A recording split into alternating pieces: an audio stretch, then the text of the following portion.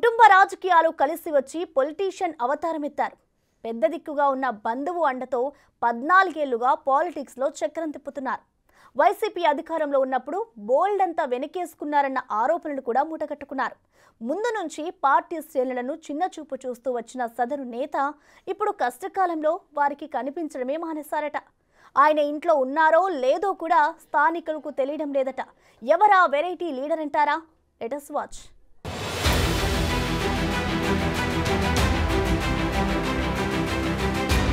విజయనగరం రాజకీయాల్లో బొత్స సత్యనారాయణ ఫ్యామిలీది ప్రత్యేక స్థానం.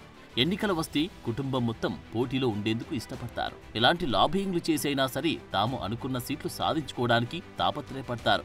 ప్రతి ఎన్నికల్లోనూ వారి కుటుంబం నుండి కనీసం 4 పోటీ చేయడం ఆనవాయితీగా మారిపోయింది. అలా గత సార్వత్రిక ఎన్నికల్లో పోటీ చేసిన ఆ 4 రక్త సంబంధీకుడు కాకపోయినా దగ్గరి బంధువైన నెల్లిమర్ల వైసీపీ మాజీ ఎమ్మెల్యే బద్దుకొండ అప్పలనాయుడు కూడా ఉన్నాడు.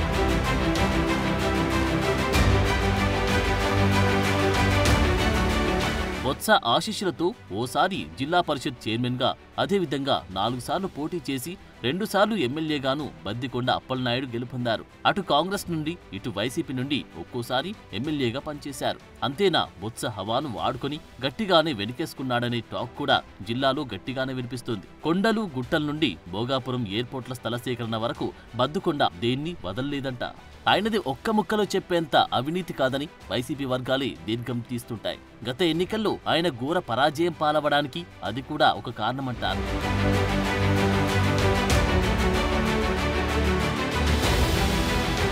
అనేక అవినీతి ఆరోపణలు వచ్చినప్పటికీ ఆయన ఎన్నడూ వాటిని పట్టించుకోలేదు. సరికదా, వాటికి కౌంటర్ కూడా ఎక్కడా ఇవ్వలేదు. ఎవరేమనుకుంటే నాకేంటి అనే చందాన నిమ్మకు నీరెత్తినట్లు తన పని తాను చేసుకుపోతూ వచ్చారు. వాటికి తోడు పార్టీ కార్యకర్తలను కూడా ఏనాడు పట్టించుకోలేదని ఆరోపణలు బలంగా వినిపించేవి. గత 5 ఏళ్లలో ఏనాడు కార్యకర్తల్ని గాని నాయకులను గాని ఆయన పలకరించలేదన్న విమర్శలున్నాయి. సమస్యలు చెబుదామనుకుంటే అందుబాటులో ఉండేవారు కాదని సొంత పార్టీ కార్యకర్తలే ధ్వజమెత్తుతున్నారు.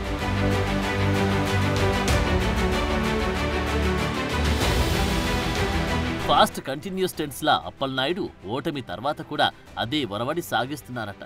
సాధారణంగా ఓటమి తర్వాత సమీక్షించుకోవడం, ద్వితీయ శ్రేణి నాయకులను పిలిపించుకొని మాట్లాడడం చేస్తుంటారు రాజకీయ నాయకులు. కానీ సదరు తాజా మాజీ మాత్రం అవేమీ పట్టనట్లు అసలు ఇంటి నుండి బయటికి రావడం లేదట.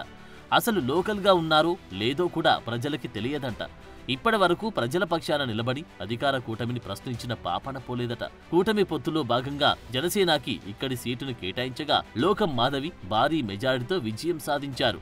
ఆ తర్వాత ప్రాధాన్యత పేరుతో టీడీపీ, జనసేన బహిరంగంగానే బాహాబాహికి దిగిన బద్దుకొండ కనీసం పన్నెత్తి కామెంట్ కూడా చేయలేదు. కూటమిని చెడుగుడు ఆడుకోవడానికి అవకాశం దొరికినా కనీసం వ్యంగ్యాస్త్రాలు కూడా సంధించలేదు.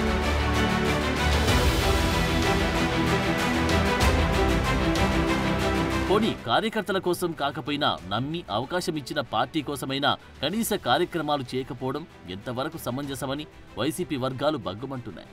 జనసేన ఎమ్మెల్యే లోకం మాధవి పార్టీ ఫిరాయింపులను ప్రోత్సహిస్తూ వైసీపీ సర్పంచ్లను, కౌన్సిలర్లను, ఎంపీటీసీలను తమ వైపు తిప్పుకుంటుంటే కనీసం దిద్దుబాటు చర్యలు చేపట్టడం లేదని క్యాడర్ అసహనం వ్యక్తం చేస్తుంది. మరి బద్దుకొండ వారి లెక్కేంటూ ఆయనకి తెలియాలి.